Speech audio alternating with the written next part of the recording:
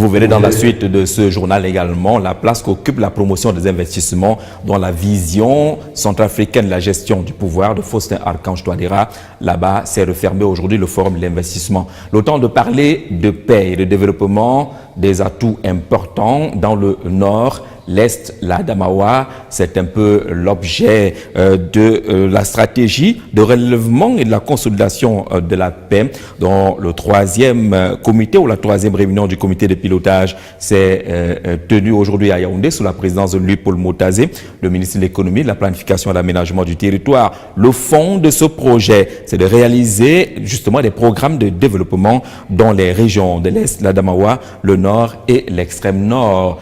Dans tous les cas, il s'agit là de viser un peu plus loin et un peu plus solidement la paix. Michel Serechungi. Les régions de la Damawa, de l'Est, du Nord et de l'extrême Nord sont en situation de vulnérabilité depuis plusieurs années du fait de la crise en République centrafricaine et la guerre contre Boko Haram qui ont un impact socio-économique et politique. Le processus de relèvement et consolidation de la paix dans les dites régions lancées par le Cameroun et ses partenaires s'avère donc important. Le risque d'instabilité dans ces régions aura des bénéfices au niveau local et national, mais aussi international.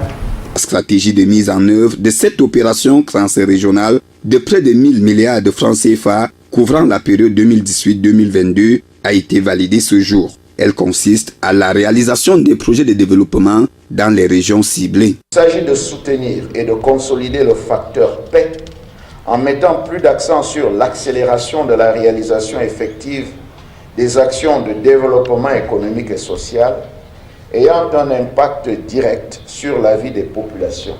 Il est alors question de gagner la guerre économique au-delà de la guerre militaire afin d'éviter que les populations ne soient plus au contact avec les assaillants.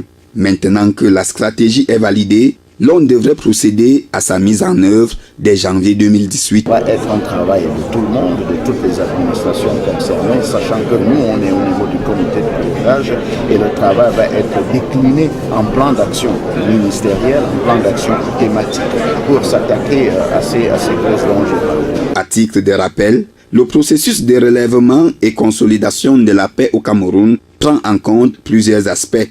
On a entre autres la gouvernance locale, la fourniture des services sociaux de base, la relance de l'agriculture, l'inclusion et l'insertion socio-économique des jeunes. On a doté également